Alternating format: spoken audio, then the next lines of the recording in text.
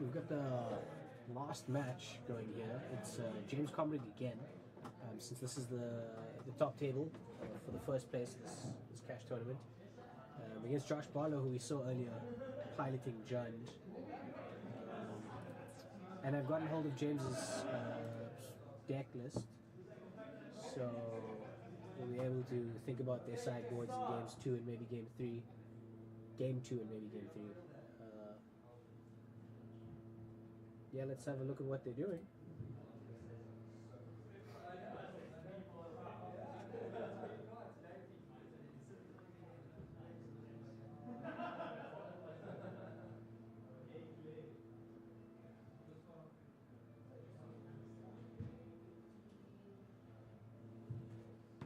Okay, determining who starts.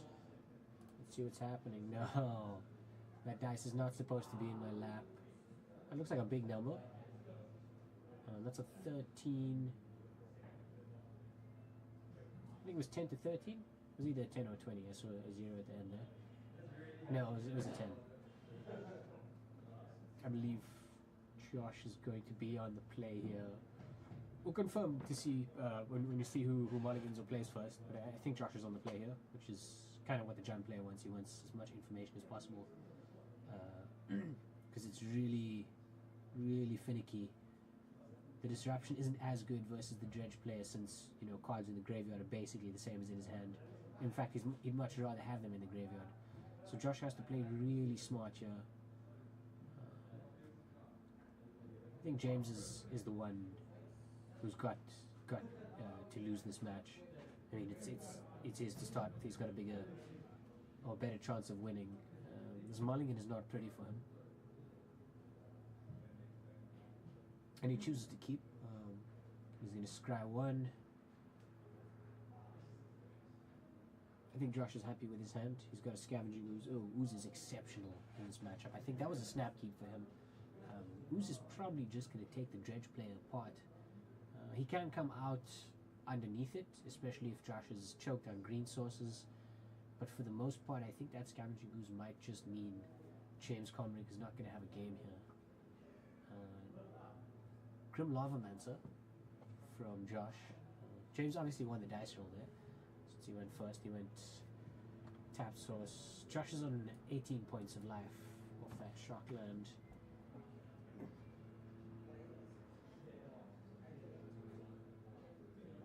James goes Bloodstained Mire into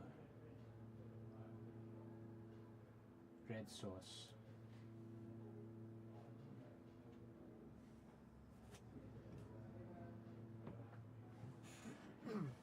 Both players having a Jund banner base.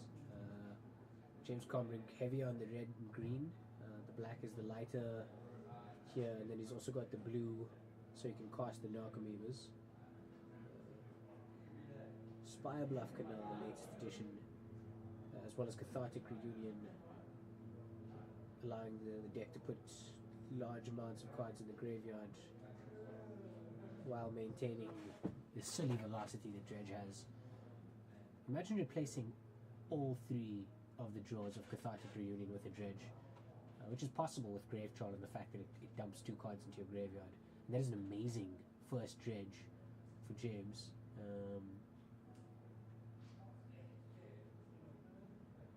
Faithless Looting into...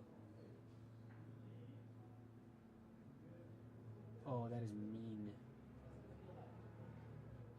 So first draw was Dredge for the Grave Troll, then he cast the Looting. No, that was Cathartic Reunion.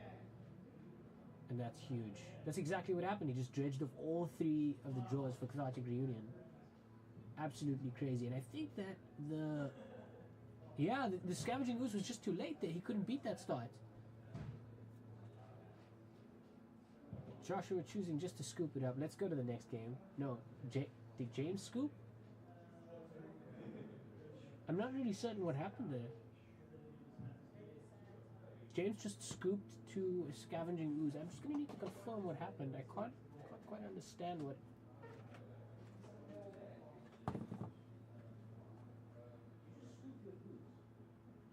Oh, yeah, okay, cool. No, I had it right. Josh couldn't beat that start. He played the ooze. He just showed him and he said, I can't beat that. Just went to go check with the players. Sorry for that short period of silence there. So now I have James' sideboard. He's got 3 Ancient Grudge, a Collective Brutality, 2 Engineered Explosives, 2 Thoughtseize, a Lightning Axe, a Nature's Claim, 3 Golgari Charm, an Abrupt Decay, and a Vengeful Pharaoh. I think the Pharaoh might be something he wants to put in here.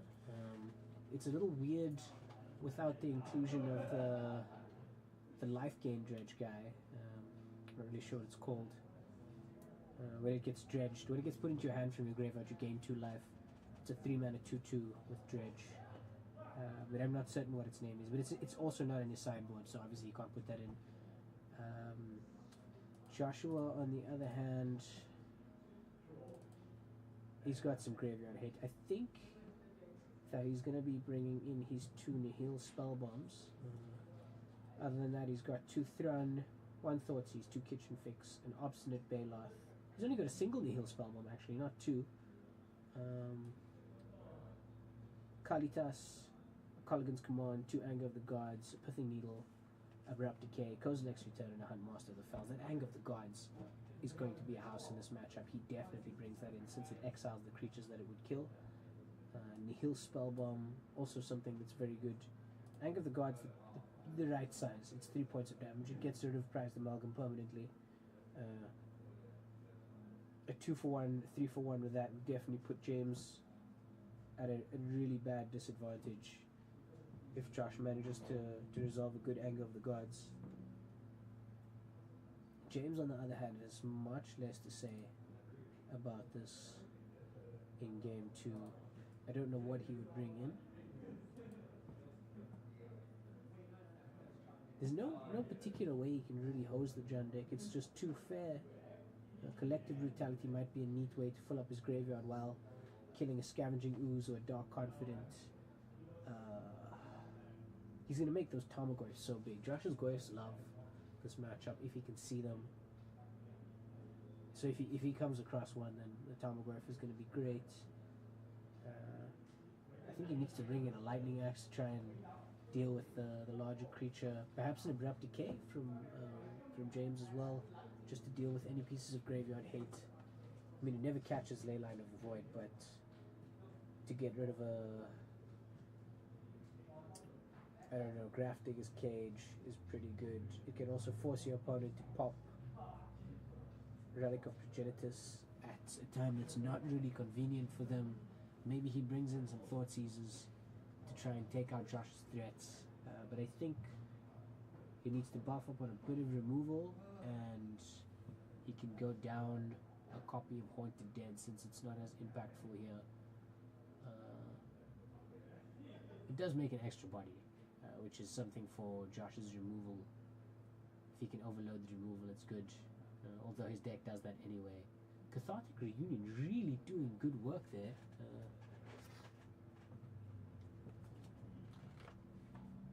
Makes the Dredge deck so good. I don't know what he'd take out, actually. He's already got a Collective Brutality main deck. And that Conflag Raid's been doing work for him all day.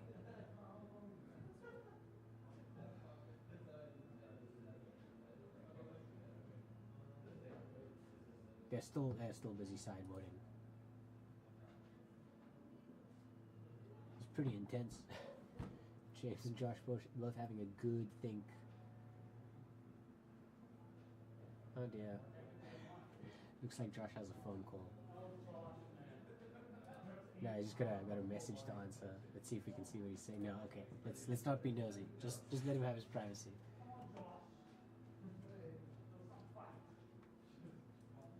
Players around him heckling him. Come on, Josh.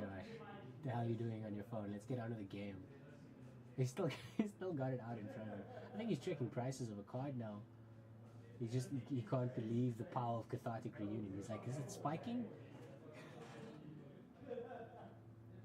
Looks like they're just about ready to go into the game. Yeah, I'm pretty sure James has brought in his Abrupt Decay, maybe another Collective Brutality, Nature's Claim, possibly. Nature's Claim would actually do work here since he should be expecting either Grafting his Cage or Relic of Progenitus or Tormod's Crypt. Tormod's Crypt you can't really catch. What else is there? Nihil Spellbomb, which Josh has in his deck. It might force him to crack it at a bad time. These guys are off. They've grabbed the hand of 7. Josh sends it straight back. He's not happy. Doesn't even take a second to consider it. He's just like, nope, I'm going to go down to 6. James is having a bit of a longer think. I see a Bloodghast and what looks like a Faithless Looting. I can't really identify anything else in his hand.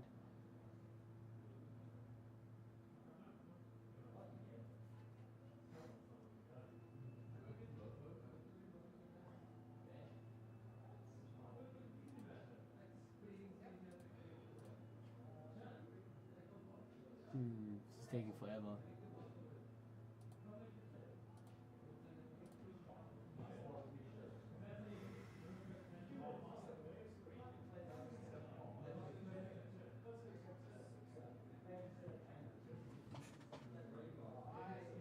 Well then,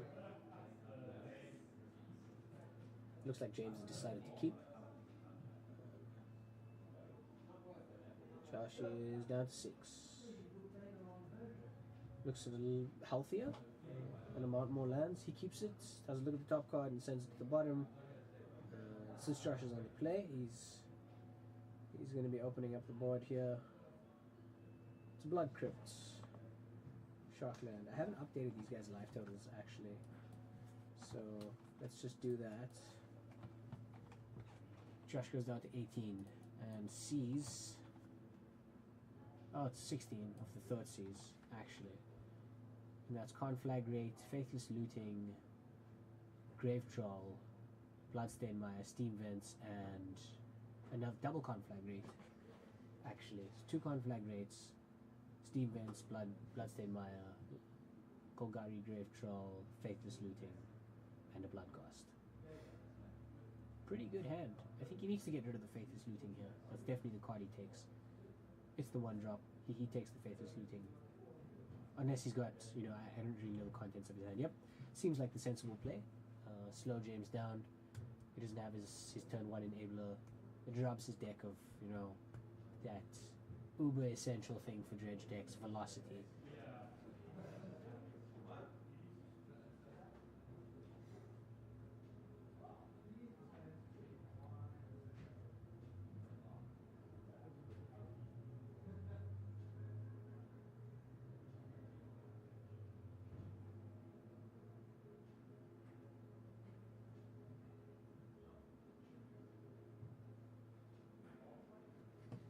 Steam Vents from James puts him to 18.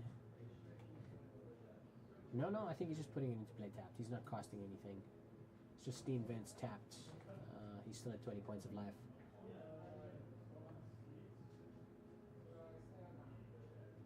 Josh plays a Verdant Catacombs and passes right back. Looks like he's peeled a Lightning Bolt. I imagine he might have trimmed a copy or 2 of those since they're not as good here. Although they do help to protect his life total. And he just wants something fat. Kalitas is also amazing in this matchup since when he has it on the board, whatever he kills just leaves permanently. I might have been wrong about my analysis of this matchup actually. Josh does seem to have many more tools to deal with James's deck. But that's just the nature of the John deck, I suppose. It's got options. It can deal. It literally can deal. It can even. That is John. John can even.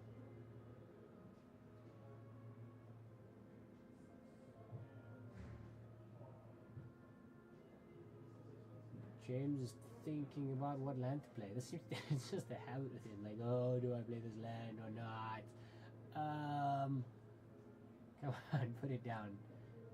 It's the Copperline Gorge. That was such a tough decision. What do you play? Is it Life from the Loam with no targets? You're gonna put that Conflagrate in the bin. Oh, he's gonna put everything in the bin with the Conflagrate that he got rid of earlier.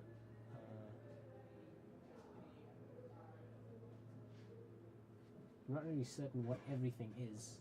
I think it was a Dredger at least. That much I know.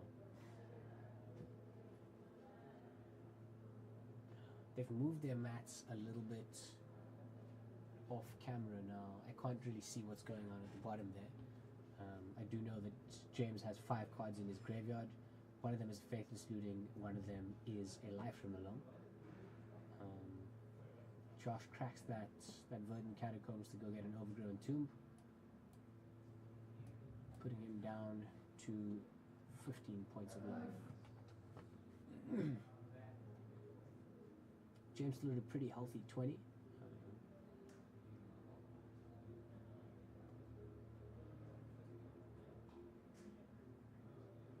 Seems good. Josh really has to put some pressure on the board here. I don't think he can keep being reactive. He needs to start doing something. He's got another Disruption spell in his hand, but he just passes back. And James, one of the cards he put in the graveyard was the Grave Troll. We did see it earlier off Josh's Thoughtseize.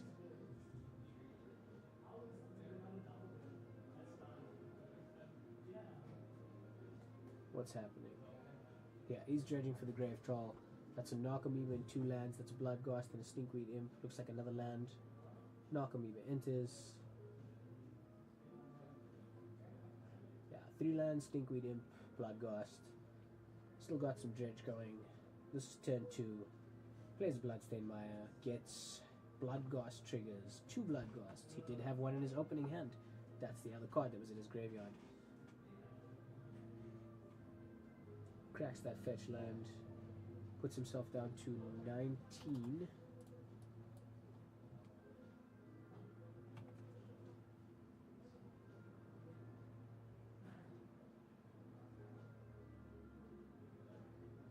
Not too much going on here. I think Josh might have wanted to play that Thoughtseize a little earlier, because now all he can really do is put the Grave Troll back in the graveyard. James is going to flash back his Faithless Looting. And he's got some dredges in the graveyard, so he's going to pick out that Life from the Loam and put 3 cards in the bin. There's that Cathartic Reunion. I can't see what the other card is. I think it might be a Conflagrate and a land. And he's going to take that Stinkweed Imp and flip over 5 cards. We've got land, something, Life from the Loam, something. You can't really see off camera there. I think you can rest assured it's lands and creatures and some sorceries going into his graveyard. For the sake of things that are relevant, he's got at least 1 Dredger. Looks like a Stinkweed Imp. And maybe 3 types for Tarmogoyf. So at this point, Tarmogoyf would be a 3/4. And he's got 5 power on board, which is a 3-turn clock for Josh. 4 of it is recursive, or recurring, the Bloodghast. Angle of the Gods would be pretty good right here. It buys Josh plenty of time. I don't know if he has it. He has a Goyf, and I think Goyf is a 3/4. It blocks the Bloodghast, which is good. He passes back.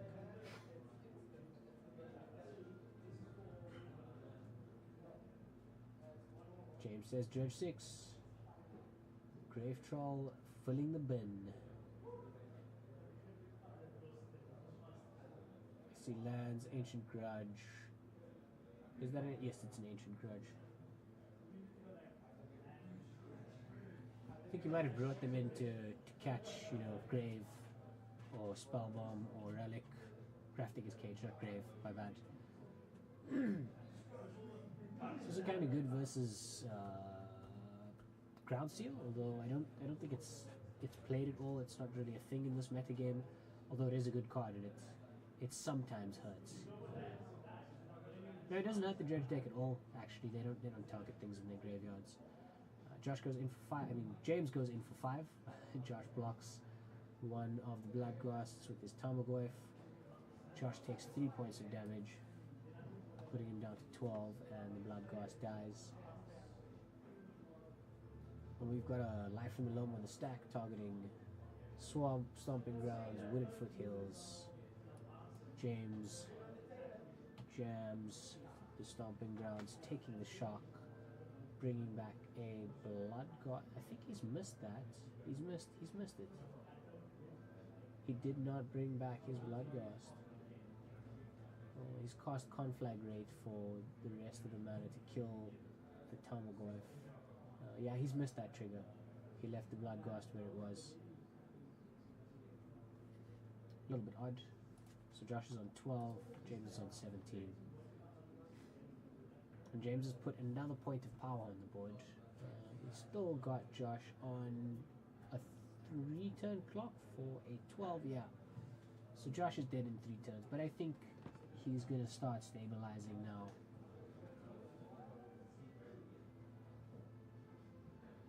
Beautiful forest. And it's Bob. Or should I say Skrillex? It's Dark Confident. Dredges for life from the loam on James's side. Flips over Stinkweed Imp, Instant Neonate, and what looks like an Ancient Grudge. He's going to cast that life from the loam. I think he's regretted not remembering his Bloodghast trigger. Plays a Wooded Foothills, and he remembers the Bloodghast trigger this time around. Josh must have taken a point of shock somewhere, because it looks like he's actually on 10 points of life. So it didn't really matter when James got the Bloodghast back. In fact, it might have been better to leave it in the graveyard.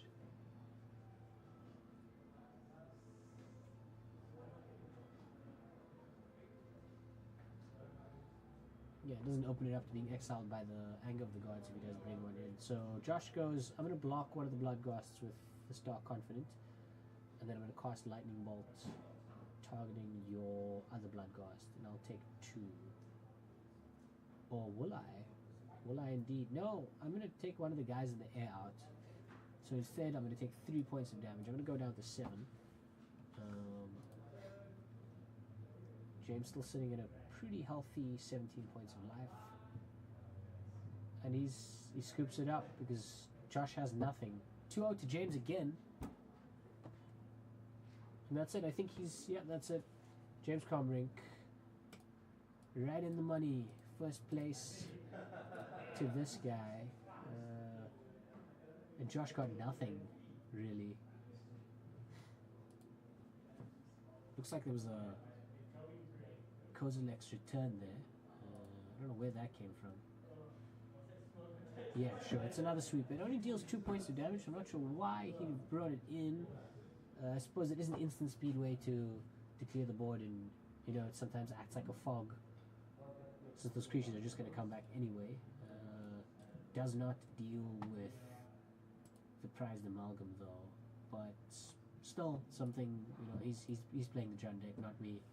And it's a choice he made. Didn't seem to pay off though. James just ruffle stomped him there. Game 1 came out too fast, even for the Scavenging Ooze.